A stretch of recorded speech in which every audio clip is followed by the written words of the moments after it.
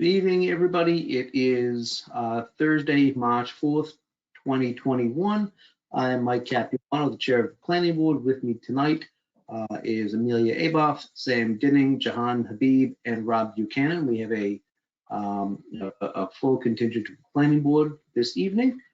And pursuant to Governor Baker's March 12th, 2020 order suspending certain provisions of the open meeting law, general laws, chapter 38, section 18, and the governor's March 15th, 2020 order imposing strict limitations on the number of people that may gather in one place, as well as Mayor Curtatoni's declaration of emergency dated March 15th, 2020.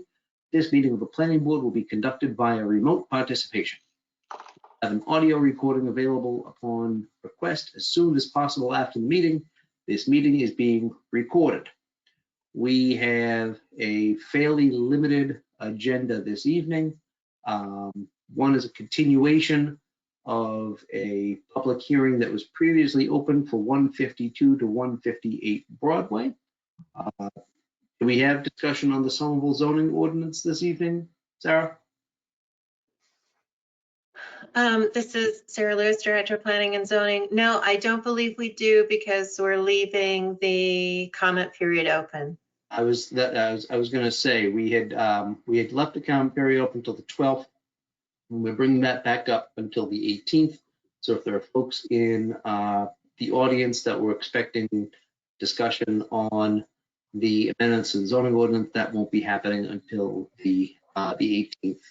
So that is a just a hold for the next meeting. We will have another item on the other business that if I could have Sarah Lewis just briefly address. The planning board can take it up after we take up the case, but you just want to give people the heads up as to what it is that you'll be talking about. We're going to be talking about a possible, we've been approached by a solution to some of our staffing problems on some of the large projects. So there is opportunity under MGL, specifically Chapter 44, Section 53G, that allows for the planning board to authorize third-party consultants to be employed. So I'd like to give you a brief overview of that and then talk about how we might be able to go about that. Great. Sarah, if we could move that discussion until after we handle the case, because we've got the applicant and counsel here, and like to address the hearing that we've got in front of us first, if you don't mind. Most definitely. Okay. So what I'd like to do is have the applicant and the applicant's counsel unmuted so they can have a conversation with us. We did not leave written comment open. We ended testimony at the conclusion of the last time we heard this applicant, which I think was 2 weeks ago. So we have heard testimony. The board has had discussion on this, and we held it until this evening so the board can contemplate the relief that's requested by the applicant and have further discussion by and among the board and with the applicant and with staff. So I don't know if the applicant and or the applicant's attorney would like to address the planning board with any additional comments this evening. Thank you, Mr. Chairman. Rich DiGirolamo on behalf of the applicant. As you know, we appeared before your board on February 18th. At that time, your board had several questions, particularly regarding some design issues. I know the sides of the building were somewhat of an issue. You had asked us to come back and bring materials, which we have supplied you with some specs on. So at this point, I think we're hopefully, and we have had occasion to have met with Rebecca Cooper following our meeting on the 18th. So at this point, I'd like to turn things over to Michael LeBlanc from Util, who can perhaps go over some of the items that were left open at the previous meeting. Thank you, Mr. Chairman. Yes, please. If you be unmuted, if he's not already, and I don't am know, unmuted. Is there a way I can be share my shared screen? I'm not seeing a share option right now. This is Charlotte, Charlotte Lease, planner speaking. I am promoting you, Michael, to presenters so that you will be able to share your screen. You should now have an option in your control panel to do that. Okay, great. Let me know when you can see my screen. And does it look like the proper screen this time? Last time it was all my icons. Yes, it Okay. is. All right, great, thank you. So as Rich said, there was a couple of design issues that were outstanding that we wanted to address, that you asked us to address, and we thought, we thought it was actually a really great comment, and it was really primarily about how we're dealing with the two sidewalls of the two sidewalls. I'll actually, so you can see me, the two sidewalls of the building where we're on a kind of lot line walls. So I'll quickly go through this and show you what our plan is. So this is the previous rendering that we had showed you, and what we're really looking to do is to get more texture on the sides of this, and I'll show you the other side in a close up in a precedent image, which will be a little more informative. We know that there's a little lost in translation on these screens. But then, to look at the other side, this is really the image that you guys, that brought to your attention that, there needs to be more happening on this wall here. And, even though it's a party wall that someday may get covered over, we do agree it's a great comment and one that we've looked at in some detail. So what we're trying to do is figure out a way to articulate a sort of panelization of the material on the sidewalls here, something which has a little more relief to it, a little more texture. The idea is that we're running a vertical clapboard along here, which picks up on the verticality of the front facade. But then we're also interrupting the kind of monotony of that with a framework of projecting trim pieces. I'll show you a slightly more detailed look at that. So these pieces here, the horizontals, will be projecting about 2.5 to 3 inches from the kind of surface of the clapboards here, and then the verticals will be just slightly less projected than that, between 1.5 inches and 2 inches. We feel like this is going to give a few benefits to this side of the building. One is that it gives a more interesting kind of facade to look at. It ties it back in, I think, much more integrally with the front facades. But we also think this is a great way. One of the problems we often observe or see, or have even done in the past, when you've got a whole wall of like a hardy panel clapboard or something like that with no detail, what happens is the way those clapboards butt together, they tend to loosen up. They start to get a little wavy over time, and when the sun hits them a certain way, they look really bad. This detail here does a couple things for us. It makes it so that we can use all full boards and no seams in them, and within each panel. That's going to give them a much tighter and tidier look to them. And then also, because of the projections and the way we're panelizing these, we feel as though those projections are also going to give a kind of much more interesting play of sun across the course of the day, and we'll tie the facade in much more to the front of the building, as we were talking about. Got just a quick precedent. So all of these images are the same as last time, but we've added this image here to kind of show you what we're planning to do. So I hope this is all visible. And we do think that the texture, the relief, and the composition of this is going to be a much better neighbor than what we had been proposing before. So I think we wanted to sort of hear your comments on that, and let me know if you want me to go back to any of the slides I previously showed. Thank you very much. I will open it up to my colleagues who might want to speak. I have a couple of thoughts, but I'd love to hear what they think as well.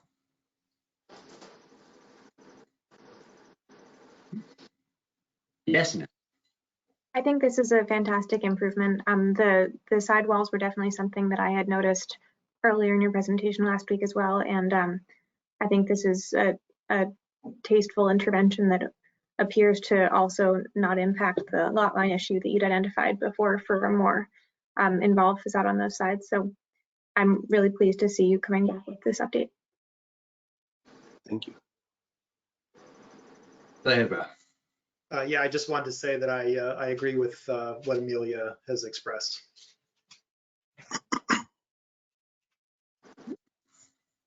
John, Sam? No.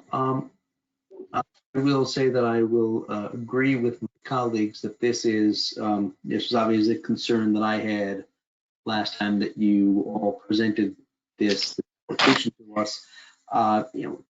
With the acknowledgement that it is, not unforeseen that the building next door will come up and this will become a party wall like you described. But until that happens, it is something that people will see. And I think that is as good as it can be. It's a good looking party wall, right? I mean, it's got some texture, it's got some interesting dynamic to it, such that when you're walking or driving or biking down the street, you'll see this and not think it's a blank wall. Particularly the way it was shown in the rendering in the previous iteration, it just looked like a blank wall, and that might not have necessarily been the case as you got a little closer, but it didn't present well. This one, I think, presents like a thoughtful side of the building.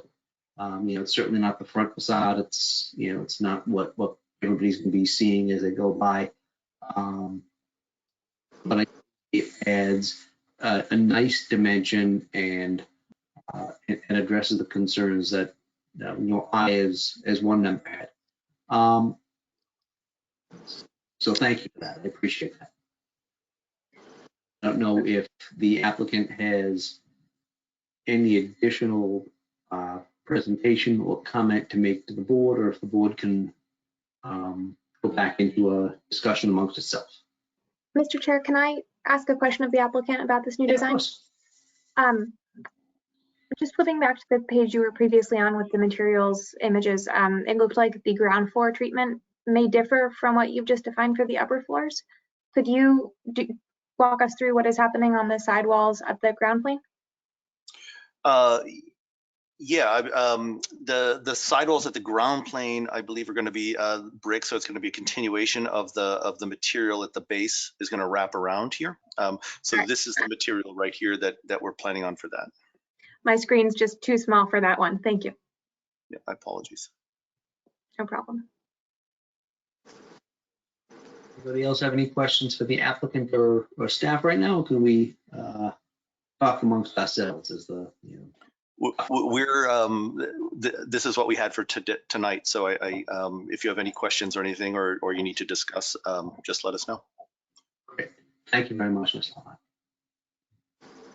Oh, I just wanted to, thank you. I know we had raised a few other concerns during the last meeting with respect to like the rear of the building and a few other questions. I guess my question, through you, Mr. Chair, is that something that we anticipate, coming back to at another meeting or in this conversation, or what? Well, I think this is now the time to address that question. Okay. If you want to ask it, or if the applicant wants to address the issue. Yeah, I would just, put that to the applicant. I think it was the chair, in fact, who raised the concern during the last meeting about, I think it was the rear of the building and, how that would be viewed, and was wondering if you've had an opportunity to do any further thinking on that as we look at this. So I have one image from that. It's a little bit from far away, sort of like the image in the lower right here. I can certainly share that. I did not have that in my notes as something that we were coming back to further develop for this. But let me find what I've got here. Hold on a moment.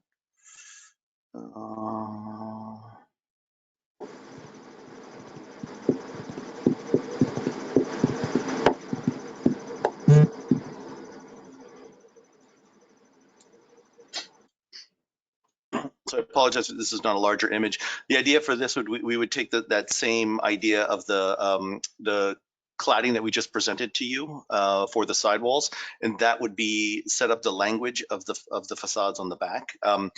This side of the building is facing mostly southeast and southwest, so we are going to provide browse over the windows here in order to reduce solar heat gain in the summertime and in the warmer months. If you recall, this is we're zero net ready and passive house certified is the goal for this project, and so we're going to have to be very mindful of that particular issue on these elevations back here. And I think we did discuss at the last meeting the landscape strategy for it. This is a common room here within the building, and then this is a common deck for the residents of the building here, which would be beautifully landscaped and with green roofs around the edges of it in order to reduce our stormwater surcharge.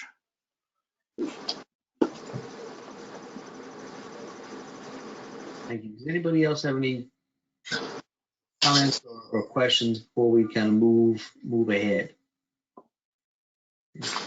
I had a question I think for staff. Yeah. Just about the process under the new ordinance for finalizing the facade treatment. No issue, but I recall that under the old code, we had a provision generally in conditions that physical material samples for facade materials would be provided to staff for a final review, which would help us with things like the print or screen quality of the colors that are being shown. Does that review still sit with staff, or does that review now sit with the new design review organization? Through the chair, Sarah Lewis, this it is within your purview to write a condition, include a condition as such. It does not rest with the design review as that's part of the pre-submittal process. So it would be either via planning or ISD during the building permit process. But you are completely able to write a condition that planning staff should review the materials if you so choose. Thank you. And Amelia, if I could just add to that, the Urban Design Commission in their note to us did actually request that, and we fully plan to provide mock-ups of all the materials. So great. I don't have a real concern here. I just think it's always difficult with the color renderings and these types of digital presentations. So yeah, yep. Would appreciate someone getting their hands on them to just confirm. Amelia, I would agree with you that should be a condition to this application and get this vote for approval. Rob, I saw your hand. Yeah, thank you. Thank you. I had a follow-up question that I had raised last time, and there was a lot of discussion, and it may have gotten kind of lost. But my recollection is when I looked at the plans for the ground floor commercial space, that there wasn't that I could see connectivity to the trash and recycling room. I think. Could you explain a little bit about your intent for kind of how that space will access that? Will they have a different trash and recycling room? You're asking for the retail? Yeah, I mean, in part because I think my understanding is that this could, in theory, be a restaurant, and I know there's a lot of concerns about rodents, in a lot of these mixed-use areas, and so I'm just wanting to know how this plan mitigates that potential. Sure. I think it's going to be a little bit use dependent. I think if it's a low process, low waste producing use in here, like let's say it's shared office space or something like that. There's a good chance that we could accommodate them in the current trash room as we have it, and that would be fairly easy. They would have to walk it outside and over to there and put it in the trash room. If it were going to be a restaurant, it would 100% need to accommodate its own trash within its own space. That is going to need to also require refrigeration and ventilation. Our trash room as it is will be ventilated, but probably not refrigerated given that it's mostly just household trash.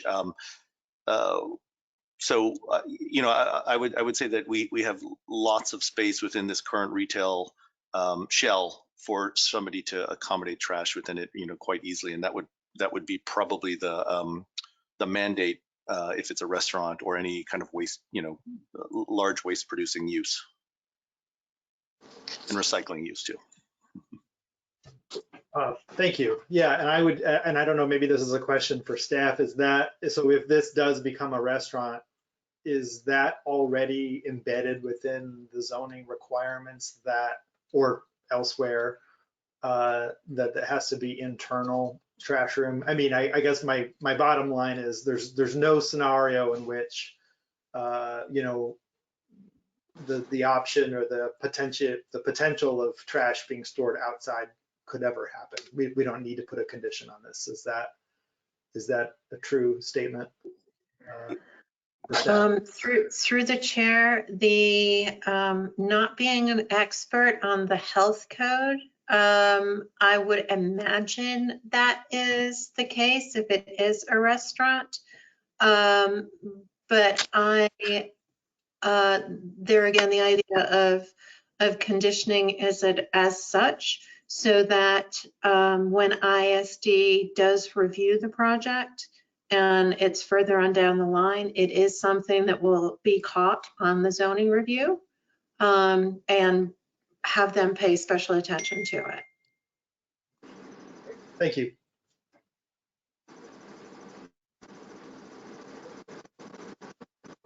Great. Does anybody else have any questions or comments for the applicant or for staff?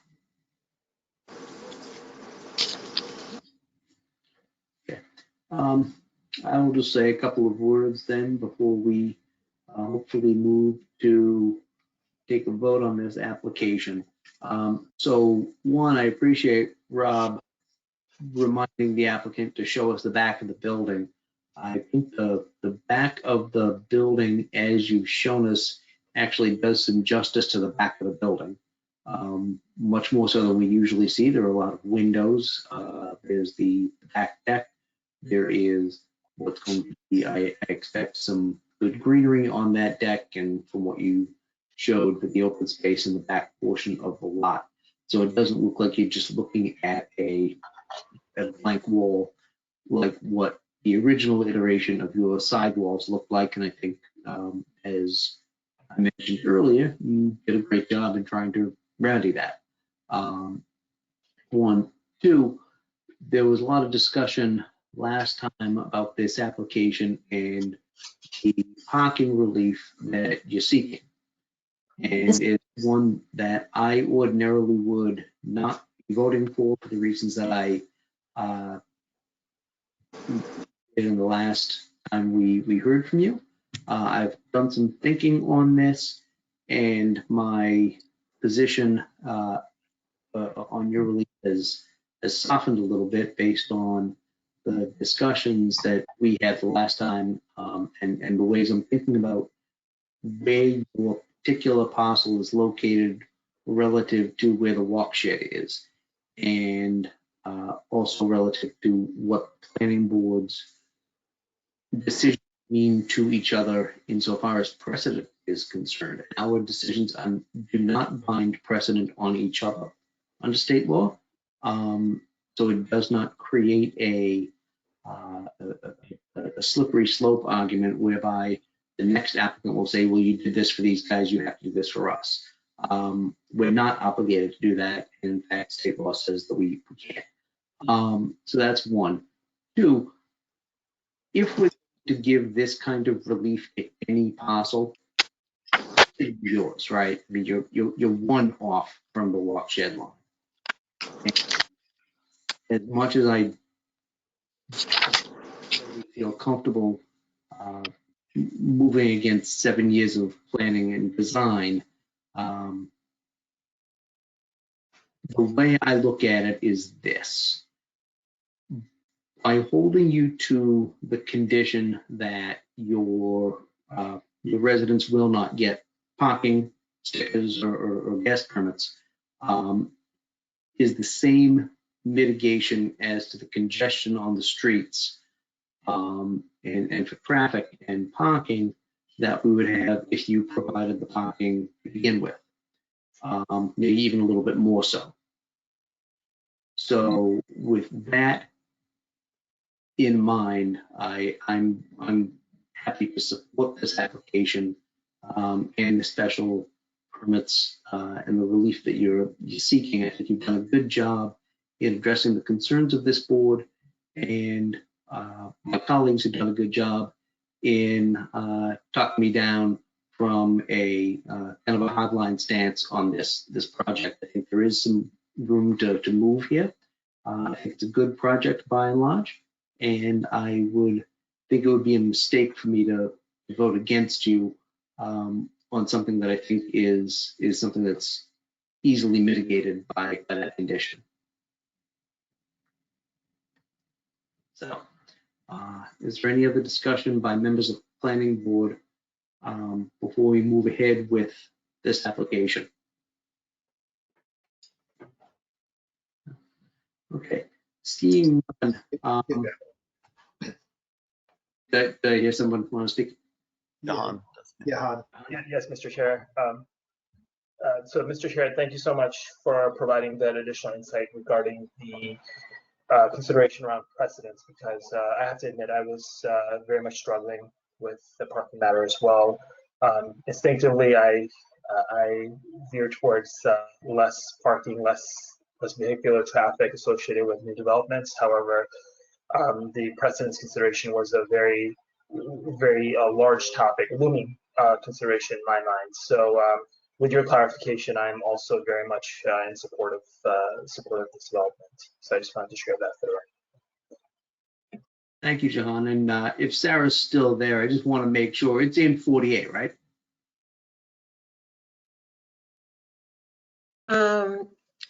Yes, Chair, I believe it is. I can verify that as we speak, and I will let you know if that is not true while your discussions continue. That was my understanding. That was confirmed by our conversation earlier today. But if you can check by a review of the statute, I'd appreciate that. Just because that's something that was a concern to me and a concern to John as well.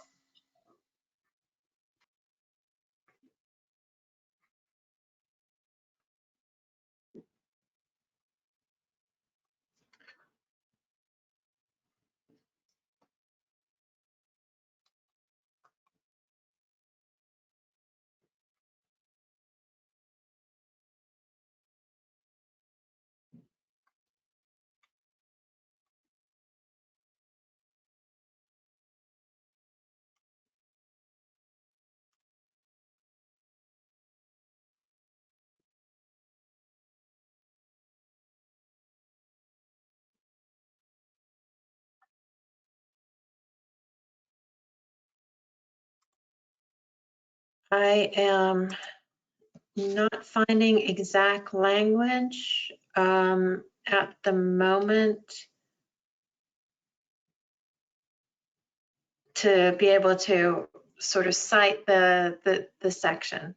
What I think I want to do then is I'm more than happy to move forward on this application so long as we get an answer to that question, because it is my understanding that that is what the law says. But what I'd like then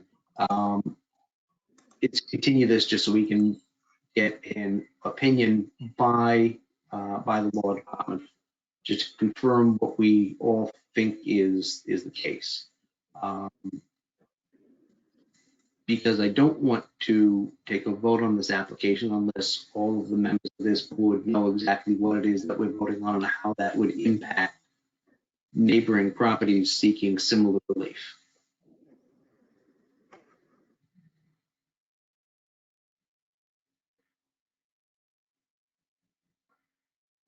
So,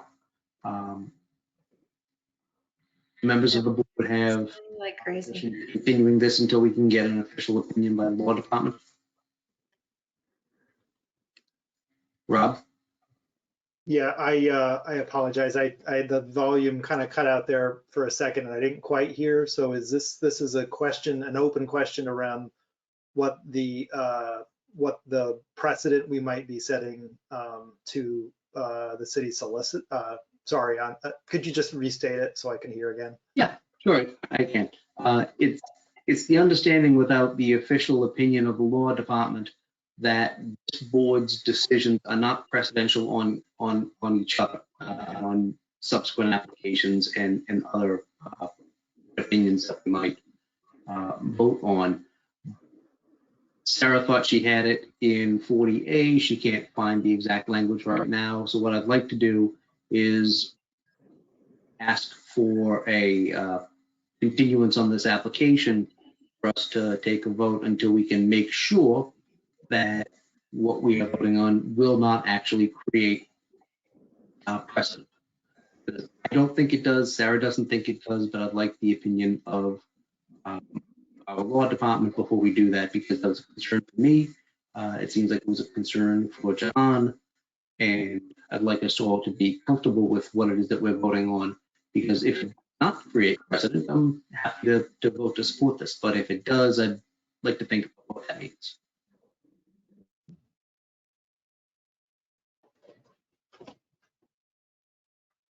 Okay, so what I'd like to do then is vote to continue this application to the, I think it's the next meeting is the 18th. Chair move to continue this application to the 18th, pending an opinion by the law department, seconded by the clerk. Roll call vote. The chair votes aye. Ham votes aye. Amelia votes aye. Jahan votes aye. Rob votes aye. Thank you all. Thank you very much for to the applicant for the new presentation and reflect a lot of what the board had concerns over. We are just looking to, as you heard, make sure that what we're voting on will not bind us in any way for future applications. Once we vote on your application, it's nothing on you. It's something that is on us. So we'll see you in a few weeks. Thank you very much. Can I ask a quick question? Yes. I'm guessing based on what you just said, we don't really need to prepare anything new for this next meeting. We just kind of listen in. Okay, great. Thank you. Thank you. Okay. We have continued the discussion on, I lost the agenda, but that's okay. On the amendments until the 18th anyway, and Sarah wanted to talk to us on retention of outside consultants.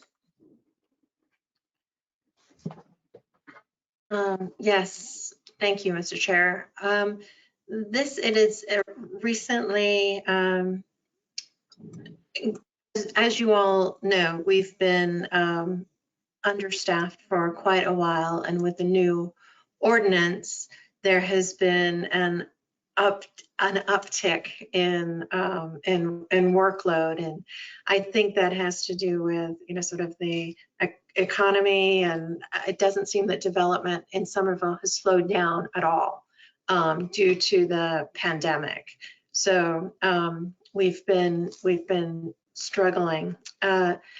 It was started to do some research, and I talked to Executive Director Proakis about this when one of our developers approached and said, is there a way that we can provide funding for additional staff to help with some of the workload?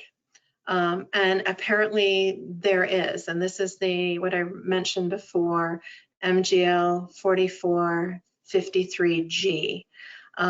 So the board can authorize a fund to be established for developers to add money to for planning to conduct peer reviews or project evaluations, and we have to be very specific about the scope of work.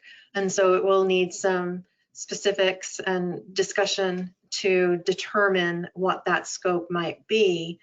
But in instances where we have these large projects that are coming forward, then having the ability to have a third party do the review.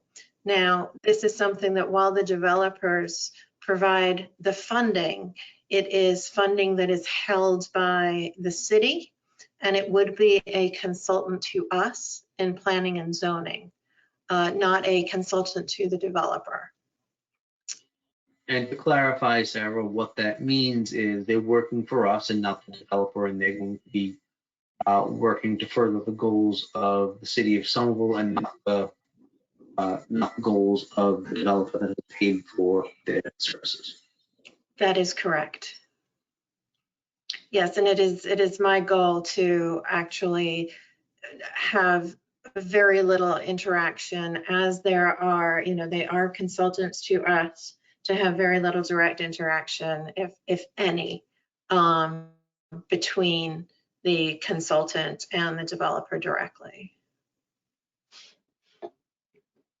Yeah, go for it, Rob. In that instance, if a developer makes contributions that the funding is put into this fund, can work be funded that is beyond their particular project, or does it have to be for their project and no other? Through the chair, that is a very good question. And as I literally just started learning about this today. And so I wanted to start the discussion and sort of to bring it to your attention, because it sounded like an advantageous way to go. But I do have to do a lot more research into it to understand how that works. My hunch, and I know I'm not supposed to speculate on a lot of things, but the idea that it seems that it would be better to keep these projects separate, but that is something that I have to talk to finance about to understand what that looks like, because I think given the size of some of these projects are very different. For example, I'm going to refer to the 5 Middlesex PUD, sort of that's multiple buildings in the master plan, whereas we've got some other projects that, at the master plan, they're large buildings, but they still had to go through the master plan process, but it's one building. So the scope of what the review is could be different for each project, which is part of the reason I think the fairness test would be to keep those funds separate. But like I said, the administration of those would be up to the OSPCD finance team. Yeah. I have a number of questions which I don't expect us to be able to answer tonight, but which, as you're researching, I would love for you to consider. If we choose to go down this path, are we making the same decision for all projects that request it, or would we still be making decisions on a case-by-case basis, depending on various aspects of the project? I can imagine a world in which projects that have some kind of standalone element may be more appropriate for this path than projects that are part of a larger urban planning study that would benefit from the context and institutional memory of planning staff, both in the moment for the project itself and going forward. I'd like to really understand the contracting process for these, whether it would be something where it was on a sort of discrete scope basis, or whether that contract would run for the duration of of the permitting period as opposed to, a peer review as a deliverable. I'd like to really understand the selection process and the sort of way that we would be procuring a consultant and how we would decide what the eligible pool of consultants would be. And sort of who would be in that selection process, whether that would be planning staff or whether the board has a role in that or otherwise. Okay, I can answer some of those if I may through the chair. So we do have a list of on-call consultants that range across the board that have been, I'm going to call them pre-vetted for certain tasks. I would like to obviously make sure the board is comfortable with our recommendations. The way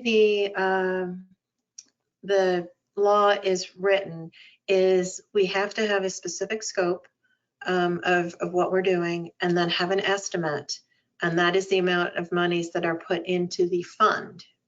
Then as the work is completed, should there be any monies left over, then those are returned to the applicant that made the original contribution. So, sort of it's a very specific defined scope and tracking that needs to be done for each of these. So, but the rest of it I will certainly investigate. Thank you. Yeah, I guess I just have a comment, and I think I'm probably stating the obvious, but I'll state it just for the folks who might be listening or others. I am happy to avail ourselves of any funding that we can get a hold of. I would just say I think as we're investigating the option and we're mapping out how something like this could work, obviously members of the community will be very rightfully concerned about any perception or potential of a conflict of interest, that this is funding the work that this is funding. And so I think we just have to go, above and beyond in terms of being really clear about, how we're getting the funds, who's giving the funds, and just have like maximum transparency here, because I guess my one fear is that by accessing these dollars, that somehow that will undermine people's faith in the process and in this planning board and the work that we're all here to do.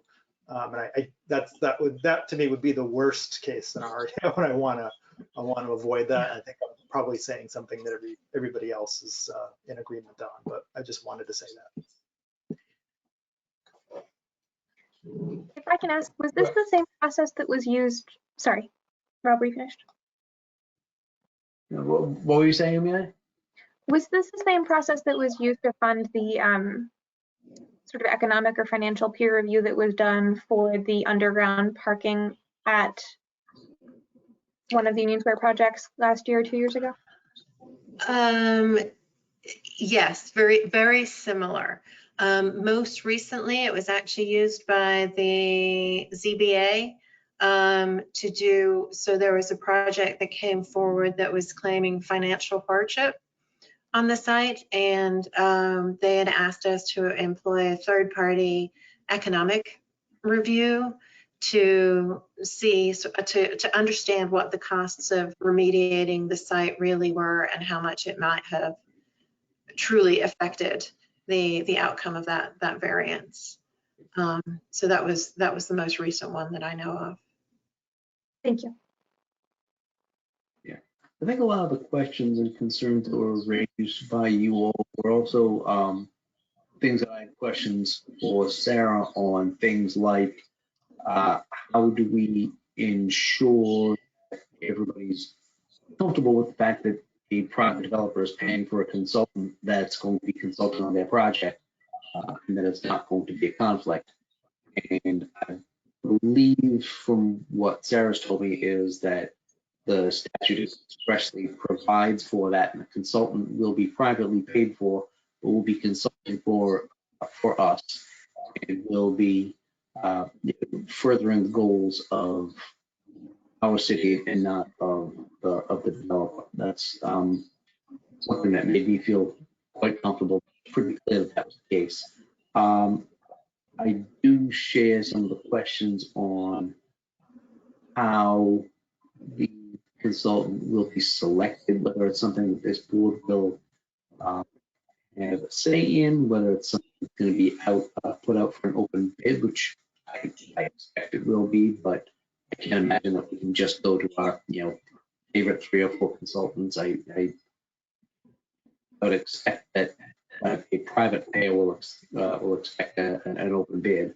But I think this is something that if the answers that we get from Sarah in a few weeks or a little bit longer than that meet with what we all hope it will be, I think this could be a really great mechanism to be able to help her staffing issues, because they're down 3 people and they're all, working their butts off, far more hours than they should be for, too little pay. And the way that we can use a relief valve on somebody else's dime that's provided for under state law, I think it's a great idea, so long as it's something that we're all comfortable with. So I think, does anybody else have any questions or comments on the idea?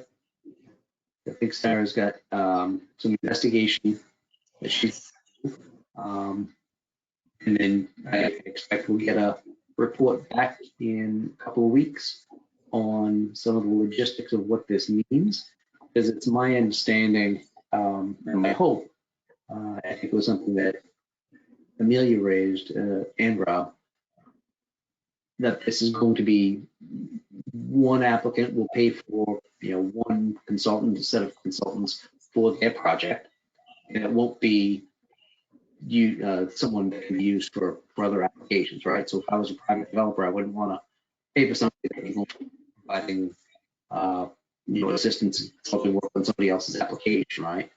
I expect that's the case, but I just want to get some clarification from Sarah, as I'm sure she does too. Yes. So.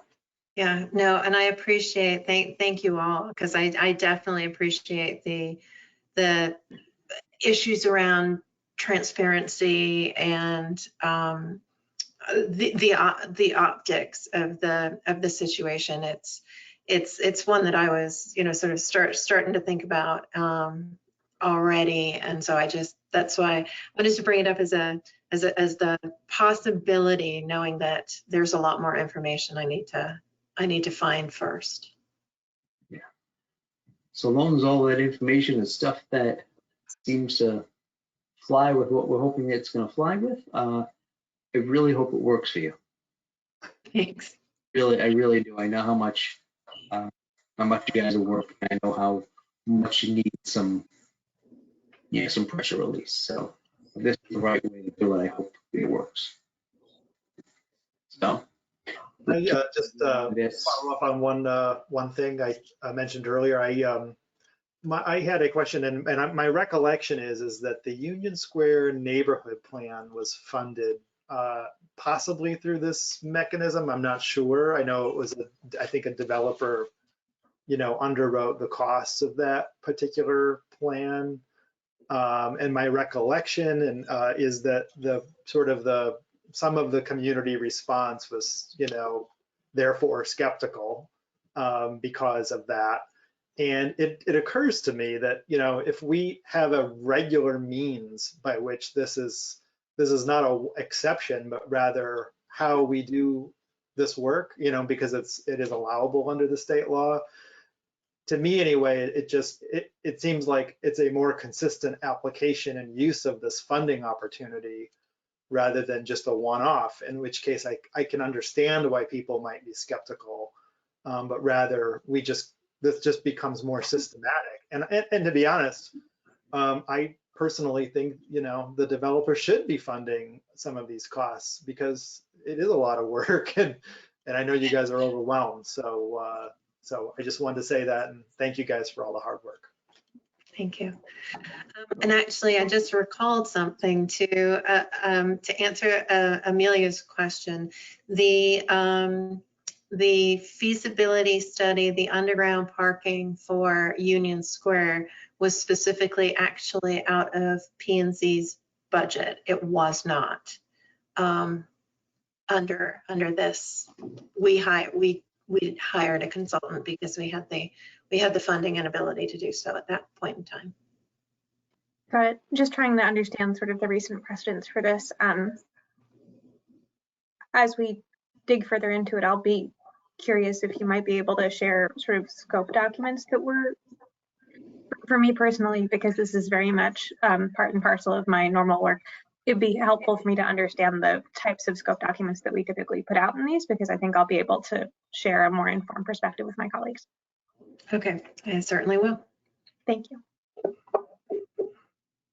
Rob, I will say, as much as I would love to have private developers be required to pay for their own consultants that we can use, I don't think that's, I think this is, I expect it's more designed as a mechanism to relieve work pressures on maybe some small or understaffed